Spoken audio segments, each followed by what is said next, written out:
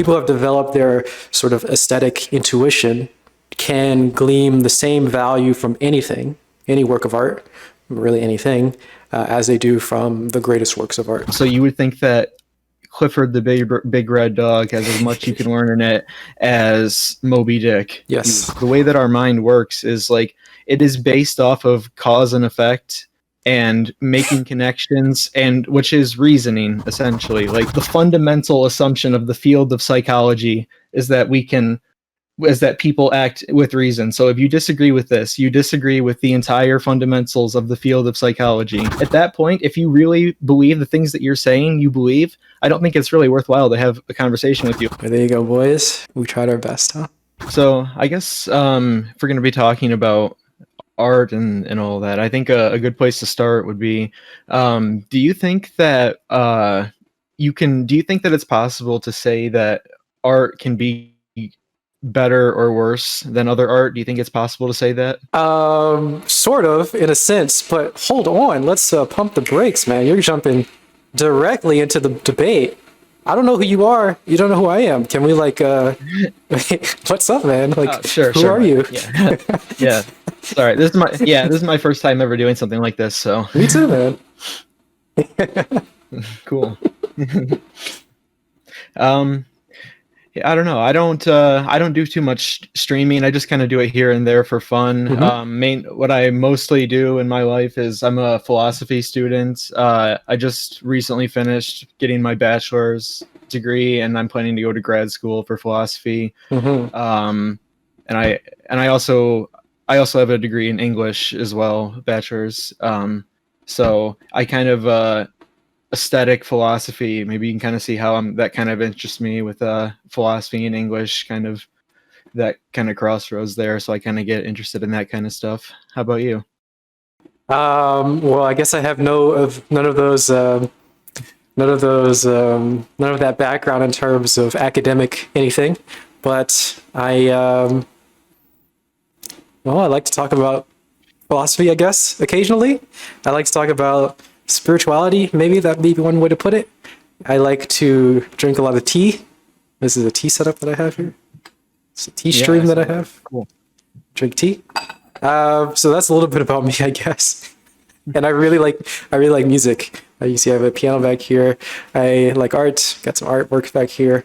I'm a kind of an artistic kind of person, and we like to develop and talk about that on my stream. Cool. I like to think I'm a pretty artistic person too. Nice. I like music. I'm into vinyl. I collect a lot of vinyl. So very cool. That's pretty cool. Yeah, I like that. Nice. So when you said you study aesthetic philosophy, have you already studied some things? Yeah, for philosophy, I have my bachelor's degree in it. Mm-hmm. And so it's just I'm planning to go to grad school to get my master's degree next, and then eventually my PhD. What is where do you learn any sort of aesthetic things in terms of philosophy? All I know is maybe the Critique of Judgment from Kant, and yeah, that's one of the big ones. Yeah, what else is there? There's aesthetics is a pretty is a field in philosophy that is probably one of the least represented, I'd say, Mm-hmm. in literature. It gets talked about not as much, but there are some pretty big aesthetic philosophies that people talk about. A lot of my aesthetic philosophy was that things that I've read have been things that I've read on my own because it wasn't assigned from people that I was interested in, like Hume. David Hume, for example, has some stuff on his aesthetic philosophy that I like, and for example, and there are aesthetic philosophers right now that are talking about stuff that I think is pretty interesting too. So, but it's definitely not talked about too much in literature that has been gone over in my classes. It definitely is there's a strong focus on ethics for sure. Yeah. In school. Mm-hmm. Mm-hmm. Very cool. All right. Well, let's get started then. Oh, by the way, what should I call you? My name is Fakery. You can call me Faye. You can call me Zachary. My name is Zachary. I see your name is Salt Shaker. Yeah, you can call me that. That's fine if you want. Or Jacob. Jacob. Okay, I like Jacob better. All right, cool. Okay, cool. So I guess with the question I kind of jumped in a bit early into, do you think it's possible to say that art can be better or worse than other art?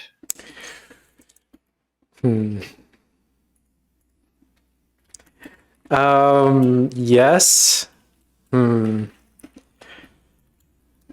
Okay, sorry. Excuse me for being a little. Let me think about this. So I don't think that art can be better or worse in one level of understanding, but certainly some art lends itself towards being interpreted as better. So we'll go with yes.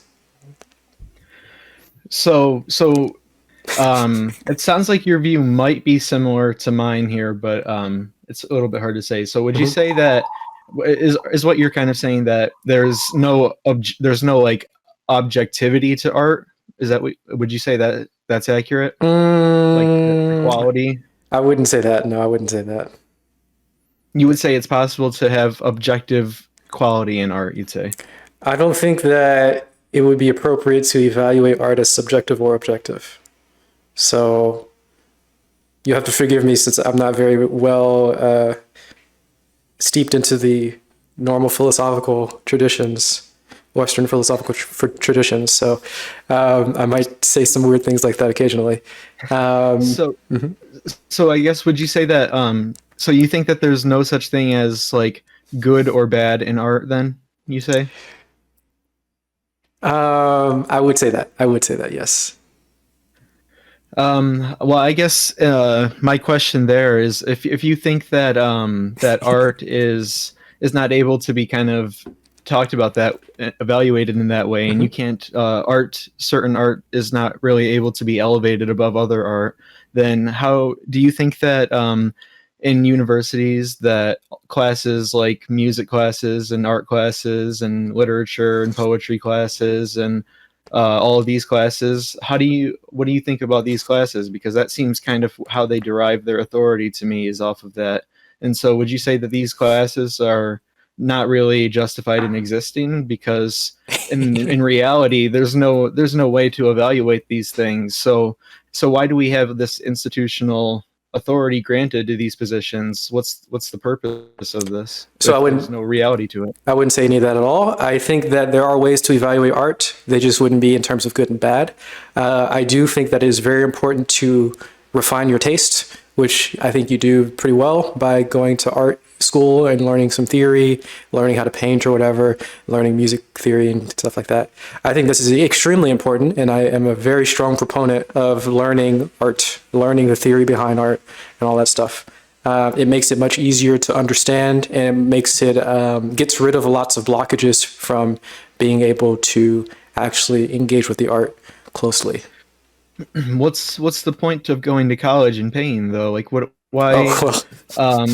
If art is able to be like, if no art could be evaluated as more important or more worthy of being consumed than other arts or anything like that, then why would we put our faith in these institutions to tell us what art we should be consumed in order to learn well? Like, it seems like if that's the case, then we shouldn't have like a kind of preference for which art is more or less able to be like have things gleaned from them, I guess. Yes, so I would say that there is no we shouldn't have a preference for which art is getting more things from it. And I've messaged you earlier before when we talked a little bit about this. I think it's a failure of the audience to not get anything from certain art. So if a piece of art doesn't really have a response, get a response from an audience, the audience is the one at fault, not the art. But that doesn't mean that you can't refine your taste, right? You still want to develop your taste. You still want to become a better audience member by learning how to appreciate art more deeply. Whether or not you need school to do that, well, that's a whole other matter. Like if you can afford to go to school, then have fun and go to school. It may be helpful for a lot of people to have this sort of hierarchical structure or to have a authority figure tell you what makes art better. For some people, it may be easier to just read a book and learn about it. There's lots of resources online teaching you how to appreciate art for free on the internet. Or you can just engage with art without needing to learn anything about it. But these are different methods for different people. Not everybody will respond to the same teaching or guidance. It seems like you're saying that it's the case that there's as much to be gleaned from any work of art as another work of art. It seems like from your view, they all are like have as much to gain from them. So you would think that Clifford the Big Red Dog has as much you can learn in it as Moby Dick. Yes. You would say. Yes. I don't understand how you could defend that. Well, it seems crazy to me. Yeah, some things are more obvious, right? So I don't dispute that it may be more obviously easy to get something from Moby Dick than it is to get from Clifford, but that's just an ease of access of understanding the art or of really engaging with the art in a full way. People who have developed their artistic skills or maybe their audience vision, I don't know how you want to describe this, people who have developed their sort of aesthetic intuition can glean the same value from anything, any work of art, really anything, as they do from the greatest works of art that we consider the greatest works of art. Okay, so I think we might have to talk about nihilism to resolve this. I think I remember you mentioned nihilism. We're jumping straight into it. Okay, let's get to nihilism. I think we might have to in order to resolve it, because in order to kind of move forward and talk about art, we kind of have to be. I think we kind of have to establish that we're able to kind of ground it in something. I think so. So I think. So would you say that do you consider yourself a nihilist? Yeah, I would personally identify as a nihilist, I think. Yeah, generally. Okay, so I would say that I disagree with you that you're a nihilist. I think you're not a nihilist. I think you're an absurdist. I think anybody who thinks that they're a nihilist but hasn't killed themselves is an absurdist. What I think. Can I kill myself slowly? I mean, everybody is killing themselves slowly always. Okay. So, what do I need to do to prove to you that I'm a nihilist?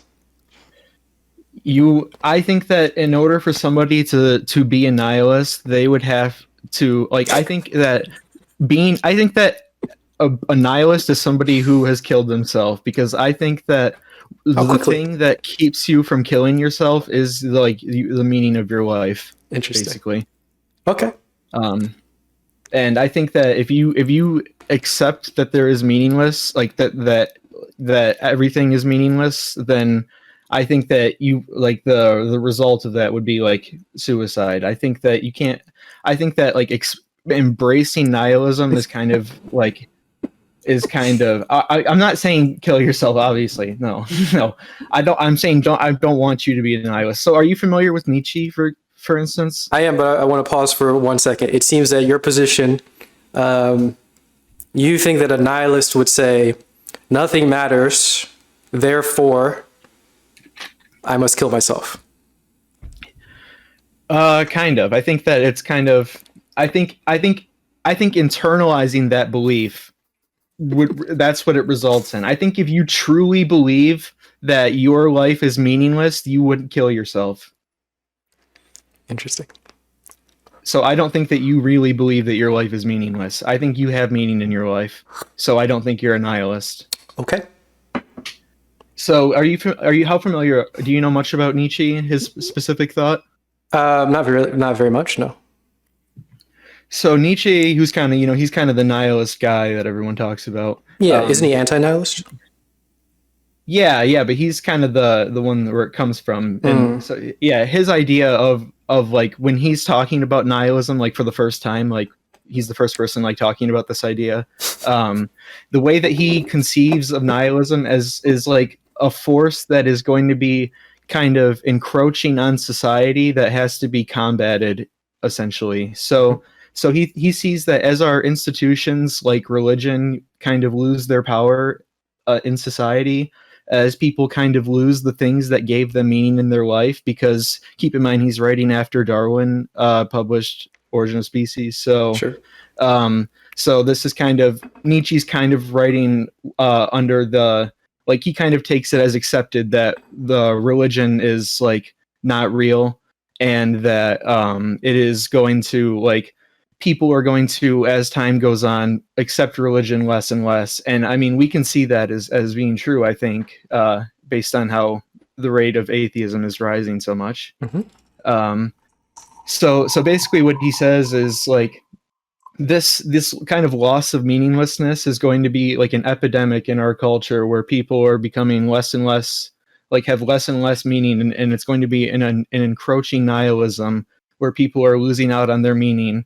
And in order to combat this, we need to create our own meanings and our own reasons to live to replace these kind of structures, essentially.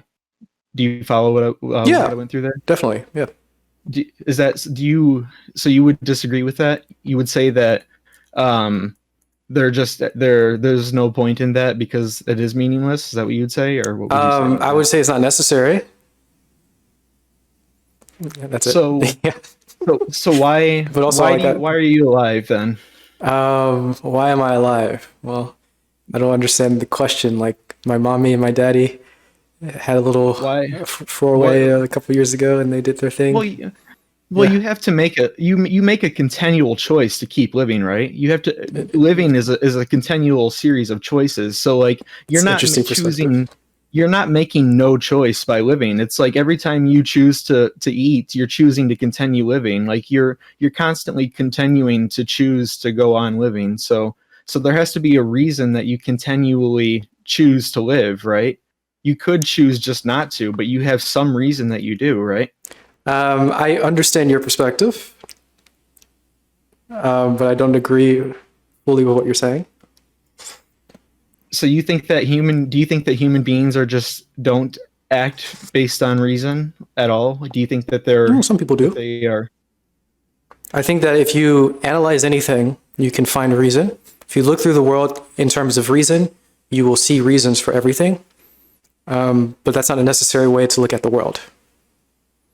No, that's not what I mean. I mean, okay. Do you think that people act with reason? As in, do you think that when people act, they act in ways that are rational, not rational as in like smart or intelligent, but rational as in motivated by reason, like their reasons that they have? Do you think that people act with reason? Some people do. Some people do sometimes. You think that there are people that act without any reason? I think that if you analyze any particular action, you will always find a reason. If you analyze anything, you'll have a reason. If you analyze in terms of reason, if you look for reason, you'll always find reason. Yeah, because there is a reason. Yeah. Oh yeah. I understand why a person would say that. I don't agree with this. Yeah, you have to say that. It follows from that. How could you not say that? In the same way, like, a person could look at anything and wonder if it's a political thing, and you'll always get the answer yes. If you look through a political lens, everything is politics. And if you look through the sort of artistic lens, everything is art. Yes. So yes, you can always find reason, but there's not necessarily. But there's no reason to talk about those things in those ways, though. Like, there's no reason to say that everything is art. Like, then there's no reason to say everything is reasonable, is there? No, I'm not saying everything is reasonable. I'm saying that humans act with reason. I'm not saying everything in the world is reasonable. I'm saying when a human does something, there is a reason that they do it, because that's how our mind works. Like, this is just like basic psychology, that this is just the way our mind works. Like, we act with intention and reason. I don't agree with this, but I understand your perspective. You disagree with virtually every philosopher and psychologist in existence, like, throughout history, then? Probably. How do you reconcile that? There are different branches of philosophy and psychology that are not necessarily bound to Western psychology. I can just say that, I guess. So you think that it's So are you, do you believe in naturalism, I guess, or do you believe in any kind of mysticism? Can you define what those are without using the label? Again, I'm not a very Naturalism. philosophically trained person. Naturalism is kind of that everything can be everything in the world is kind of explainable in the world. I guess we can always find a natural explanation for things. I believe this, yeah. Whereas mysticism is like there are some things that cannot be explained through like the natural world. Like there are forces beyond our understanding, sort of. I believe if you analyze the world in terms of natural explanations, you will always get an answer. But I don't think that's the most it's not necessary, and it's not always the most appropriate way to view the world. So what I'm saying is I believe both, which is probably a strange answer, I'm sure, to you. I think it doesn't make sense. Of course. Yeah. How do you arrive at these positions? Pay close. Well, I personally pay closer attention to my own behavior and my own world, I guess, and that's how I come to these decisions, I suppose. So you just how do you come to believe that there is?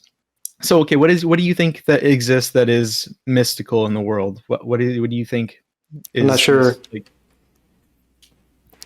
I'm not sure I said specifically that there's something mystical in the world. If you look at anything with an eye of reason, you will always find reasons for it.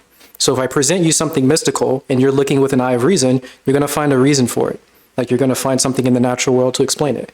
And I don't think this is a failure of anything. It's fine to look at anything in terms of natural explanations, and you'll always get an answer in terms of natural explanations in the reasonable world. But you don't have to do that. What I'm saying is you don't have to do that. why shouldn't we do that? I'm not saying you shouldn't. I'm saying you don't have to. Well, I'm saying we should. So That's fine. why would you? What would you say against that? You can if you like. I don't mind. Well, It's just not necessary. why? Why? How is it not necessary though? Well, how is it not necessary? I think that you're kind of missing it, like an understand, like the fundamental understanding of how like psychologists and neurologists and many scientists understand how our brains and our minds work. I think you're kind of I think you're kind of not quite internalizing how they conceive of these things, because the way that our mind works is like it is based off of cause and effect and making connections, and which is reasoning essentially. Like our mind, our axiomatic, like presuppositional way that our mind operates is through reasoning. Like you can't help but to reason. You like try to think without reason right now. You can't do it. It's interesting that you think that I can't do that, but okay. I understand your perspective. And as I've said, if you look through reason, you will always find a reason. So I don't think there's anything wrong with neuroscientists looking at the brain and looking at the mind as some sort of causal system, right? You can do that. And you can get a very complicated structure of understanding and very detailed understanding, very precise understanding of the world with this sort of cause and effect of only looking at the natural world. I just don't think it's necessary. That's all. I would say that somebody who doesn't go about their life that way would be incompatible with society. I agree with that. I fully agree with that. So you do go about your life that way then, right? That's an interesting perspective. I'm asking you if you do. I don't think so. How are you existing in society then? The afterglow of my past successes, I guess, in the world. I don't know if like getting into personal history or personal issues or personal like predilections is necessary it's for not, it's probably not relevant. But, so I guess maybe a better way to go about this than to try to understand where you're coming from would be to just kind of lay out where I'm coming from, Okay. and then you can tell me if you think there are problems with it. Okay. That might be a better way to go about Let's this. do it. So I hold fundamentally I'm not a nihilist, but I fundamentally do believe that there's no inherent objective meaning in the universe. Okay. Okay. So that's one fundamental belief I have, that the universe will never provide us any objective meaning or anything. However, I am an absurdist, meaning that I believe that essentially I subscribe to fictionalism. Are you familiar with this term? Somewhat, but you can tell me what it means in what particular stance.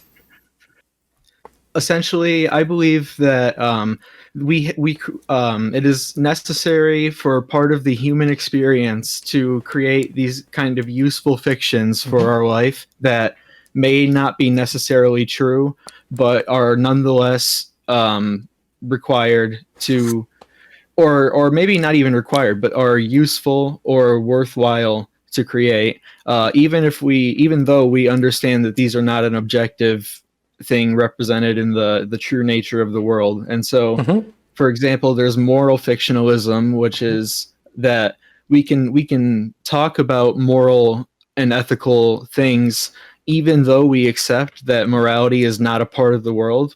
Kind of the perspective there is that morality is a thing created by humans, so humans can shape it. Essentially, is the kind of fictionalist belief. It's like we've created morality, so we can shape it into the way that will best serve us as humanity. And there's and it doesn't matter whether or not it's objectively true. Like it doesn't matter. It's just this is the better way to live our life is with this lens. And I apply that belief to art as well, where fictionalism to art, where I say that there's no way of saying objectively that art is better. There's no objective way of doing this, but art is a concept created by humans, so we can shape it to be the way that is best for us. So that's where I base my aesthetic philosophy off of. Okay.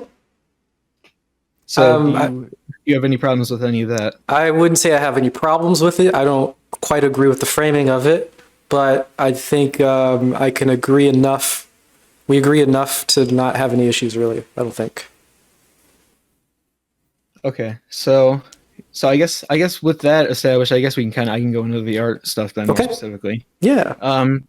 So based off of that perspective of fictionalism, so to kind of say that's where I'm kind of coming from of how I can assess art. Because if I didn't hold that art could be talked about in this way, if I held that it was like purely subjective, I wouldn't have any basis to really present an aesthetic philosophy off of. So I kind of have to establish that first. If I want to be taken seriously in any philosophical tradition, that is. Interesting. Yeah. Okay. That's just, if you don't have a basis for your aesthetic philosophy, it's kind of hard to get it off the ground. But Interesting. Also, I don't know if you're watching my camera, so excuse me for the facial expressions or whatever. I am. But it's all right. I'm still streaming, so I have this sort of performance mindset. So excuse me for that. Yeah. That's all right. So I guess my central claim about art is that art is about individual expression. First and foremost, that's the most important thing about art. It's not the only thing that goes into making good art, but it is the most important thing that goes into making good art. Wow. Do you think that that's not true? It depends on what you mean by individual, but I'm fairly sure I completely disagree. I'm fairly sure. Okay. So individual expression, as in, I think that the art should present a individual vision, essentially. Here I have so I take a lot of my thought from art from an essay by Oscar Wilde called "The Soul of Man Under Socialism," and I'm not talking about socialism at all right now, but he talks about art in it a lot, and so that's the part that I'm more interested in. Okay.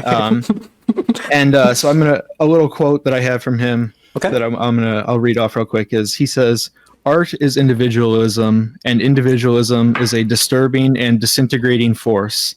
There lies its immense value, for what it seeks to disturb is the monotony of type, slavery of custom, tyranny of habit, and the reduction of man to the level of a machine." So essentially, kind of what he's saying is that art is kind of good art is always kind of pushing boundaries and being individual, and that poor art is art that kind of is kind of going into other established molds, or kind of not doing their own individual thought and kind of like appealing to the kind of collective desires of people. So a way to kind of think about this is that popularity or marketability and artistic and an individual artistic vision are kind of counter forces to each other, where if something's popular, or if something is attempting to attain popularity or marketability, if someone's creating a work with that goal first and foremost in mind, of like making something that will be marketable or profitable, I would say they're not doing art, they're doing craftsmanship, I would say, of meeting a market demand, like how a woodworker would make chairs because there are people who need chairs. I would say if that's what you go into making art doing, is meeting the demand of what people say they want, like that, I think you're not doing art. I think you're doing craftsmanship, because I think it's not useful to define art in a way that would encompass all things. I think there's a reason to have art defined as something other than craftsmanship, because I think it is better for it. So yeah, I think I agree partially with this. So if you're doing art for a particular reason, like you commodifying yourself, or just trying to get a lot of money, or whatever, getting fame, I think that this is definitely not art in the way that I would think is good art. But I also very, very strongly think that trying to express your personality or trying to induce emotions is a complete failure, and it's completely missing the point of art. It's missing the soul of art completely. When I say it's individualism, I'm not saying that all art has to be like confessional necessarily. Like that's not what I'm saying. I'm not saying that it has to be like you have to go out there and confess your deepest, darkest. Like every single piece of art has to be you going out there and being like, this was my childhood, this is what happened to me, like these are my experiences. I'm not saying anything like that. Sure. It has to be like your personal life story. I'm just saying that it is that individualism is simply like one asserting themselves as an individual, and a kind of like thinking for themselves and acting for themselves, that kind of thing. Yeah, I'm against that too. With their own answers, rather than accepting collective answers. As in, like, say, I think any time where you compromise your artistic vision for the sake of commercial success or marketability, I think you are less of an artist than somebody who doesn't. Yeah, and I would say if you compromise your art for the sake of personal expression, I'd say the same thing that yours is saying. Yeah, so you don't. Yeah, personal expression is kind of a failure here. No, I'm not saying personal expression. I'm saying individualism specifically. If not personal expression, for example, I would say Oscar Wilde himself. None of his literature is like confessional, but he's the one who has this idea. He's like, when he writes his books, he's not writing about himself. You know, he's not talking about himself personally. Yet his works are individualist. Yeah, entirely individualist. They're even though they're not personal, they're individualist, and that's kind of about putting yourself into it in a sense. But I'm not putting your personality necessarily into it, but putting kind of like your individualized, hopefully actualized self into your work, essentially. Mm-hmm. I still think I'm completely disagreeing here, but I can follow along with the definition that you're giving. I understand, but I still don't quite think that your individual way of viewing the world, or whatever your individual perspective, is what needs to go into the art. That is a blockage, I would say. No, it's not. It's not that. It's not that it has to be. Well, so first of all, I think that anytime that you are making art, you can't write about things that you don't know about. Like, you can't write about or talk about things that you don't have anything to say about or don't know anything about. That. Do you agree with that? No. You can't. Okay, I'll rephrase that. You can't write about or talk about anything in a way that anybody would have any reason to read if you don't know anything about it. I disagree with that too. Maybe not, because you said reason, so it depends on what you mean by reason there. But you can say things that are just kind of nonsensical at its face, and the person doesn't quite understand, and the audience can read it and really glean a lot out of it and get something from it, which may or may not be related or unrelated to what the artist intended. Well, it doesn't have to. It doesn't. Sorry. Mm-hmm.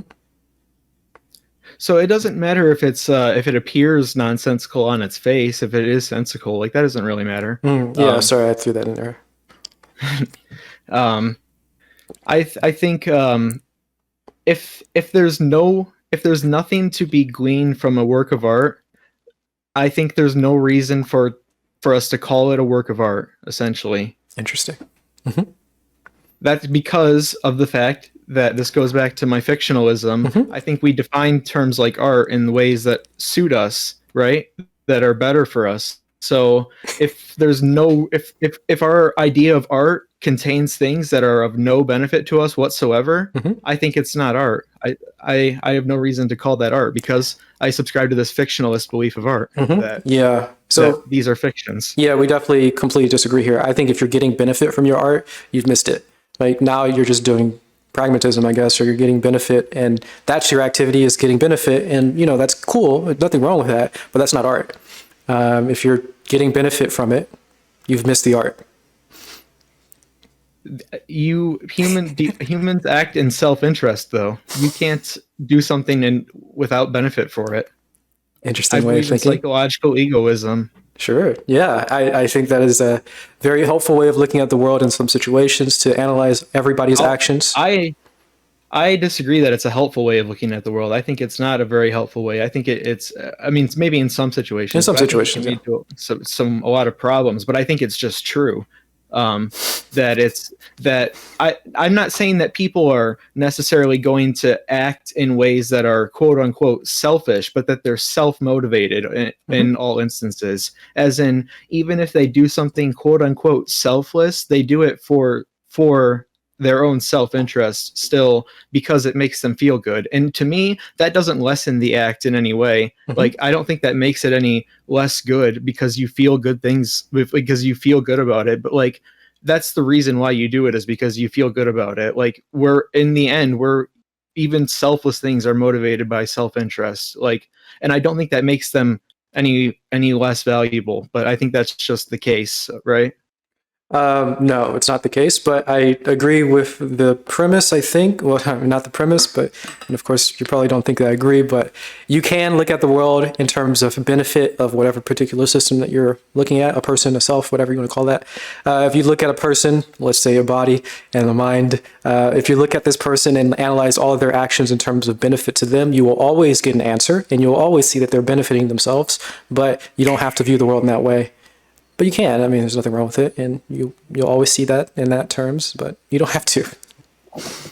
But it seems like you're saying you have to because it is just true. I don't agree with that.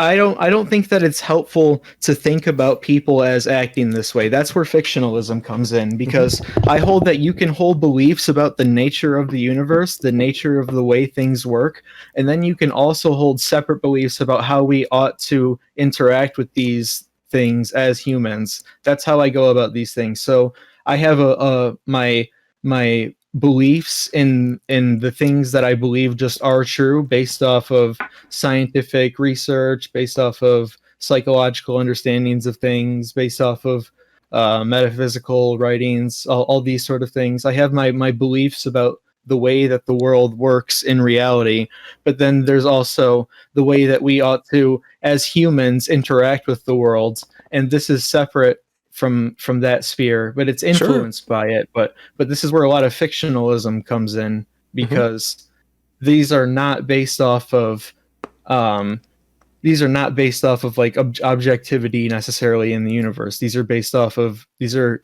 things that we construct to benefit us.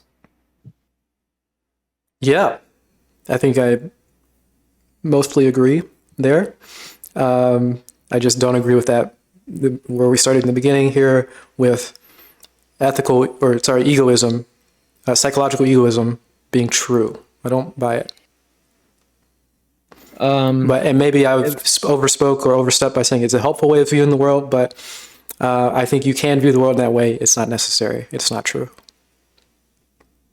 I think that it's if we were to accept that people do not act based off of like connecting one thing to the next thing, kind of like a chain of things like that. If we don't accept that this is how people's thoughts work, I think we descend into absurdity, where nothing works anymore. Can we descend into nihilism? No, we can't, because we don't kill ourselves. I'm a nihilist, therefore I must seppuku. Interesting idea. No, don't be a nihilist. You're not a nihilist. I don't think.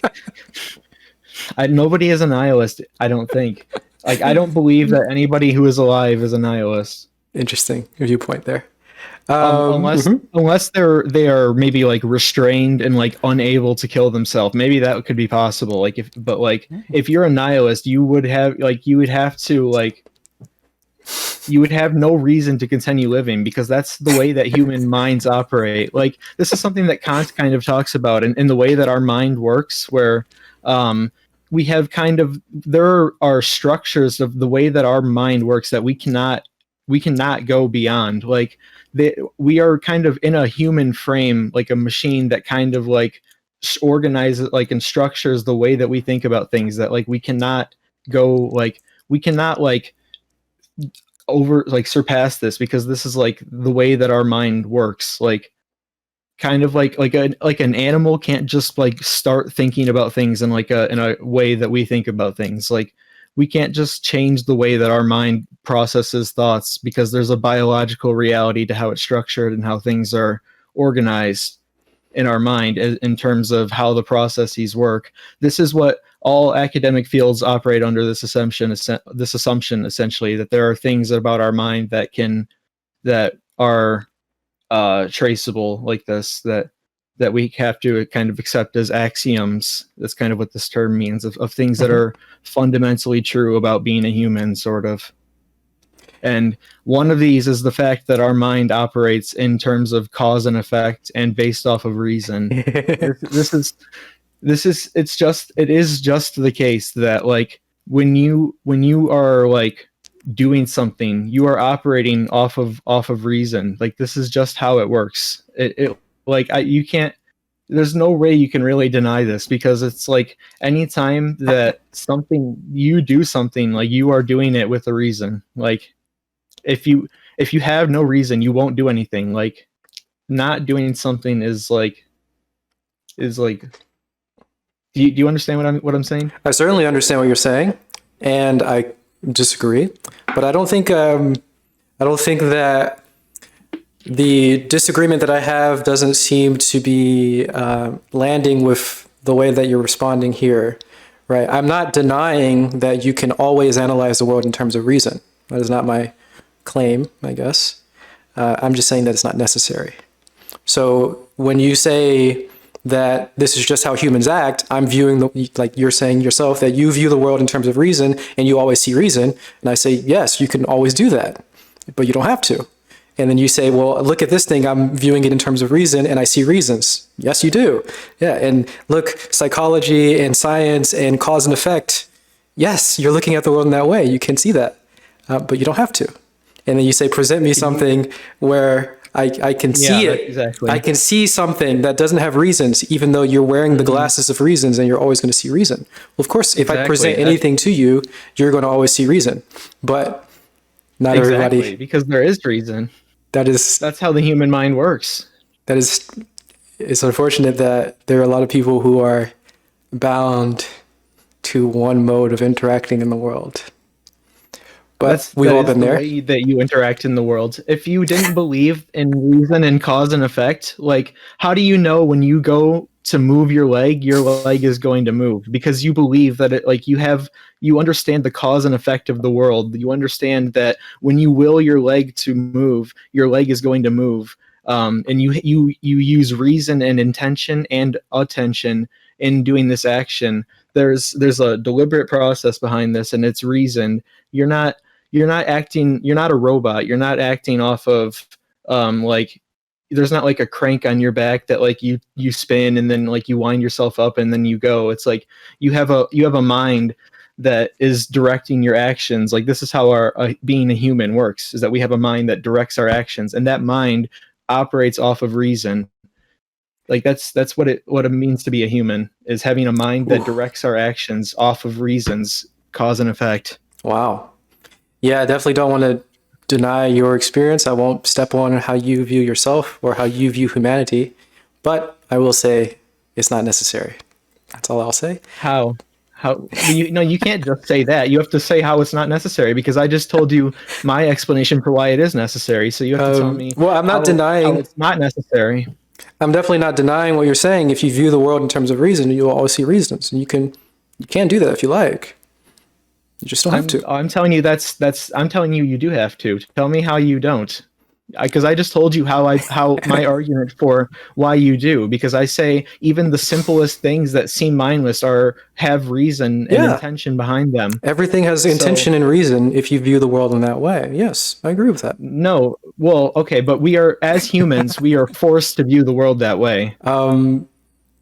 Because that's how our mind works. Maybe humans are limited to that. Maybe you don't need to be limited to humanity. No, so am I talking to an alien, or? I'm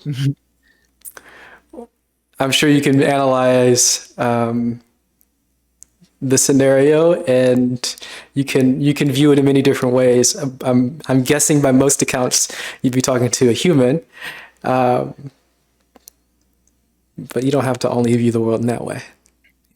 So if you don't think that you can say anything about anything really, then why would anybody talk to you? That is not at all my claim. I don't know where that came from. But that's what it's kind of coming down to, though, where it's every time we try to follow something, it comes down to like, well, there's nothing we can really say about this because we don't think in reason. And so it's like anything can just kind of be waved away as like, well, hang on, you're using a reasonable lens, but like, you don't have to use a reasonable lens because we can kind of, we don't. So it's like, it comes down to anything can kind of just be written off. Like, there's no reason to talk about anything when we can just say, well, it's not we don't need to have reason. So it's like, there's no reason to talk, like for you to talk to anybody about anything, because you don't, like, if reason doesn't matter, then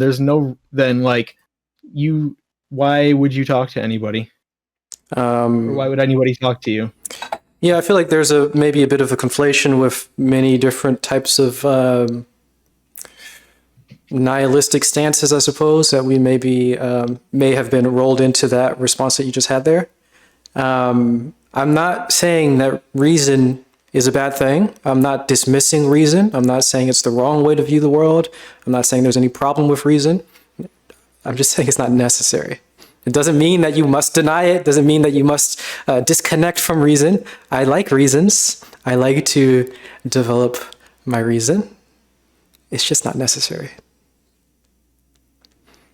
How do you interact in the world with the world in a way that does not involve reason? Can you provide me some way that you interact with the world without reason? The issue is if I provide anything, you'll interpret it as reasons, which is fine. I don't think there's a problem there. Well, but What if, because there It's might just be a a lens. reason. It's Like, just a lens that you have here of viewing the world with reason. It's like if somebody says everything is political, show me something that's not political, and you show somebody cute cat videos, and they're like, "This is political because you have the freedom to view cat videos, and you have the money to look at YouTube, and everything is political." Well, yeah, when you have the lens of politics, everything is political, but you don't have to look at the world that way. And there's nothing you can provide somebody who has this notion that everything is political. Like, they're never going to come out of it if they're thinking that everything is political. If you think that everybody is working off of egoism, you can never show somebody doing anything altruistic because you're always going to point to something else. Oh, really? Really? It's about the feeling, that good, satisfying feeling that you have. Oh, really? It's about perpetuating your species and helping your family. It's always something, because you have that lens, and you can always shoehorn everything back into whatever it is that you have that lens. If you want to think of everything in terms of reason, if you want to think of everything in terms of politics, if you want to think of everything in terms of egoism, you can look at anything in whatever way you want to, but it's just your lens, and it's not necessary. Sorry, excuse me again. I'm being a little performative for the street. no, you're all right. So do you believe in causality? Do you believe that things are caused by things? I think that causality is a very helpful way of viewing the world sometimes. But you don't think it's necessarily true? It's not necessary. No. So there are uncaused things, you believe? Believe would be a strange way of asking that. If you look in terms of causality, you will see causality. You don't have to. So you didn't really answer my question. I'm saying if you think you don't have to see causality, then do you believe that there exist things that are not caused? It's like there's no other way to, you can't get around this question. That you have, it's a pretty simple question. You don't have to view the world in terms of causality.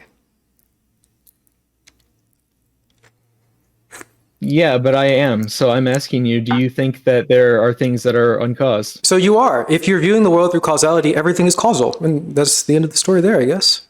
No, I'm not saying, I'm not even yet necessarily asserting that everything is causal. I'm saying, okay, let's we can agree that these lenses are a subjective thing, right? So let's put this lens on for a second. I wouldn't say subjective, but well, whatever you want to call it. Sure. We can use these lenses of causality. So let's use the lens of causality like we can do as a human, right? This is something that humans can uniquely do, is kind of look at things in different ways, right? As far as we know of things that have a mind so far, we don't know of anything else that can do that yet. So have unique ways of looking at things. This is kind of a unique thing. I keep forgetting that you can see me, so I apologize for the silliness. Wow. Yeah, you can view the world in causality, and you'll always see causality if you view the world that way. You don't have to. Yeah. But I'm saying this is kind of a unique thing that we can do, is we can kind of use these other ways of looking at things to kind of get benefit from things that will enhance our life, right? We can kind of say, well, if we look at this in this way, there might be something we can gain from looking at it in this way. And so even if we accept that maybe this way of looking at things is maybe not necessarily the way that the world would work if no humans existed, for example, but like because humans exist, like this is a way that it's useful to conceive of this or to talk about this, because there are things that can gain and enhance our life. And so because of that, it's worthwhile to look at things in this way. Yeah, I don't think there's anything wrong with looking in the world in terms of causality. If you think that this is a uniquely human trait, that's interesting. No, not causality. Not that causality is, but changing lenses, I guess. Framework. Yeah. If you think that only humans can do that.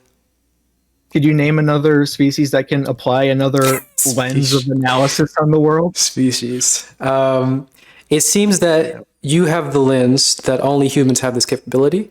So I wouldn't be able to provide anything that would go outside of your lens, right? Well, because the difference is that mine is based on science. Sure. because science is useful, and there are things that science provides us that we can learn about I the like world. science. Science So is it's great. worth using. Mhm. So I think it seems like you are just kind of like anti-useful things. It seems like you're What? just anti What? frameworks, like in What? general. It's kind of what it sounds like you're saying. I love frameworks. What are you going on about? Well, anytime I go to use one, you say, "Well, you can use that," but I don't. I'm not talking about that. So anytime I try to bring one up, it's like you're kind of not willing to engage with it. So it's like No, I'm fine you're to kind engage. We can go to any particular framework you like, but So do you we're think looking at things in terms of cause is helpful? Do you think it's a it, worthy framework to use? it's certainly helpful sometimes. I like causality. Do you think It's pretty when cute. is it not helpful? Can you name me a time that it's ever in the history of all humanity ever been not helpful to think about causality? Name me a time in the causal loop of the entire universe when causality wasn't important. Imagine the question. I'm just saying ever has there ever been an instance where looking or where not applying the lens of causality Uh-huh. has provided benefits to anybody, Benefits, making their life better, like life. happier? Um, Again, the question that you're asking, it seems that you have a particular way of viewing the world baked into the question, and you're asking me to contradict the way that you view the world with the question, within the question, as you've built the way to view the world in the question. Hopefully, I'm not getting too jumbled here. I can't present to you something that will contradict the worldview that you view the world into, because you're viewing the world in that way. You're viewing the world in that way. You've made this decision to view the world causally, or in terms of humanity and That their. is absolutely not true. I have to stop you. That is absolutely not true that I'm making this decision to view the world causally. I wholeheartedly reject that. I think that human beings necessarily view the world causally. I think that if you didn't view the world causally, you would literally be catatonic. Yeah, you'd Like you would I think catatonic. that is just the case. Like in order to do anything, you have to view things causally. We can say maybe outside of humanity, maybe things are not necessarily causal. Like this might be the case that they're not, but as a human, things are causal to us always. And so our mind operates under this framework of Mhm. causality because without causality, we would not do anything. If there was no cause and effect, we would know we didn't think in cause and effect, we would literally be catatonic because that's how our mind operates to direct us to do things because we have to have a will because that's how our mind works. We have to have a will to do something because our mind, our psychology directs our body to do things. And so in order to do that, the mental kind of directing the material that has to have a will in order to do that because that's how our mind interacts with our body. Mhm. And so when you will your body to do something, you have a reason for doing it, and because you wouldn't will it without a reason to do it because that's just how your mind works. Yeah. So I just want to recap one of the. I apologize for laughing. So, if you didn't think in cause and effect, that would cause you to be catatonic.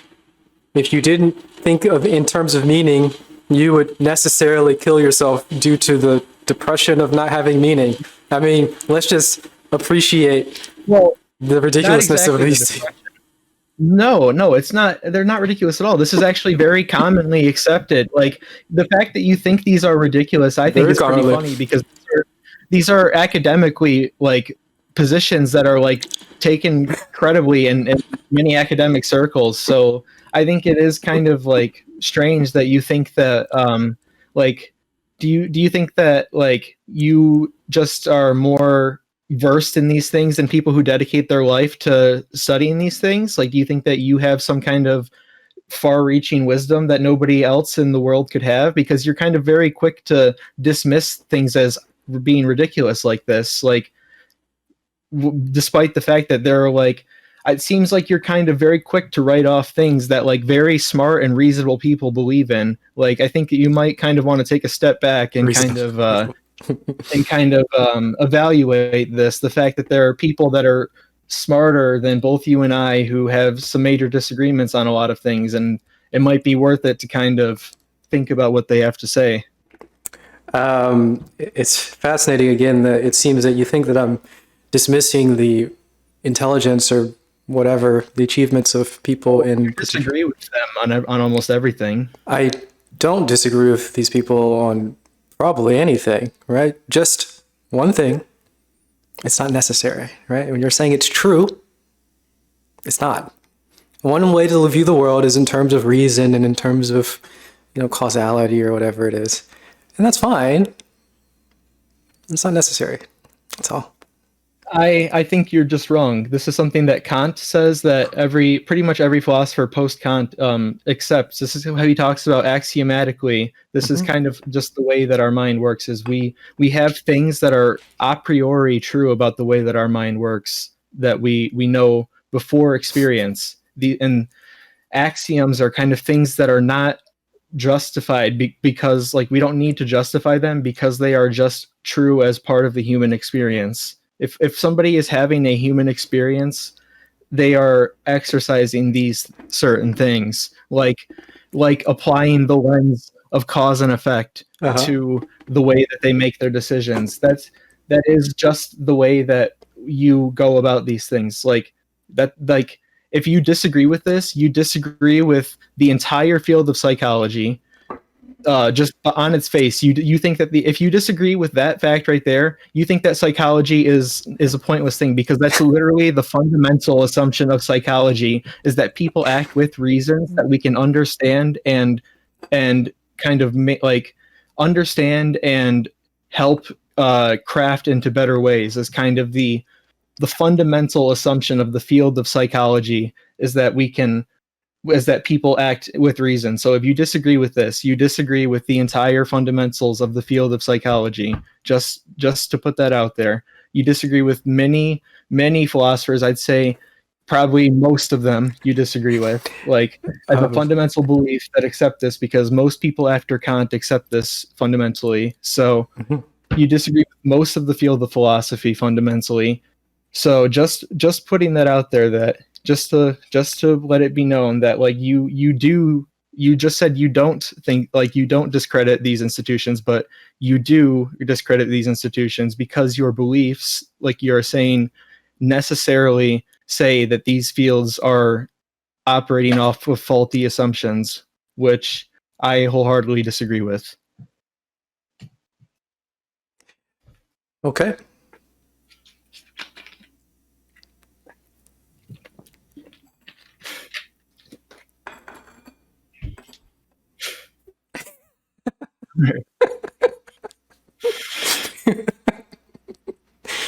All right.